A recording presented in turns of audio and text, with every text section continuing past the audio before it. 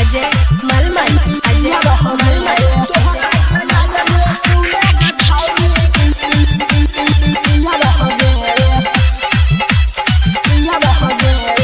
PSP मनोरंजन films विठान बाजार समस्तीपुर आगे छोड़ी के हमरा तू जाय छही छौरी केला के हमें जियबोगे आगे छोड़ी के हमरा तू जाय छही छौरी केला के हमें जियबोगे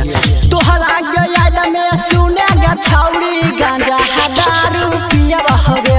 तोहरा के याद में सुनेगा छौरी गांजा दारू पियबोगे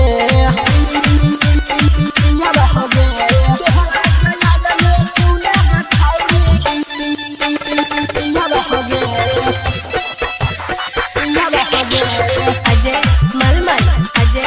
पीएसपी मनोरंजन फिल्म्स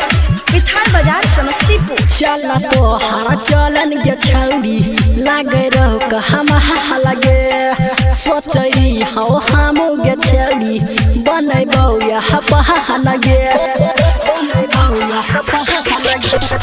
चल तो हरा चलन के छौरी लागे रहो का हम लगे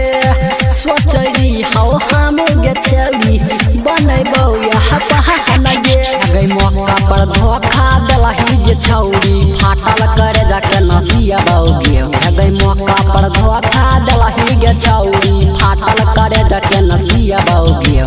तोरा के याद में सुने गे छौरी गांजा दारू पियबोगे तोरा के याद में सुने गे छौरी गांजा दारू पियबोगे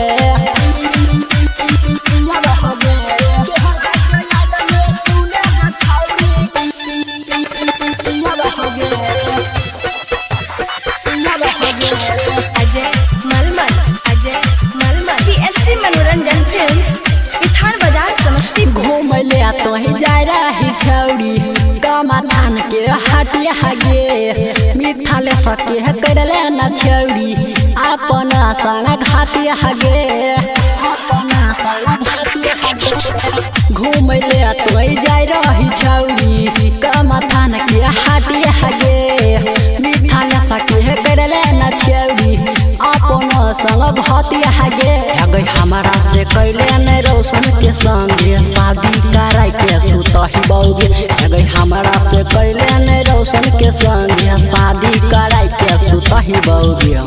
तोरा के याद में सुने गे छौरी गांजा दारू पियबोगे तोरा के याद में सुने गे छौरी गांजा दारू पियबोगे पीएसपी मनोरंजन फिल्म्स विठान बाजार समस्तीपुर।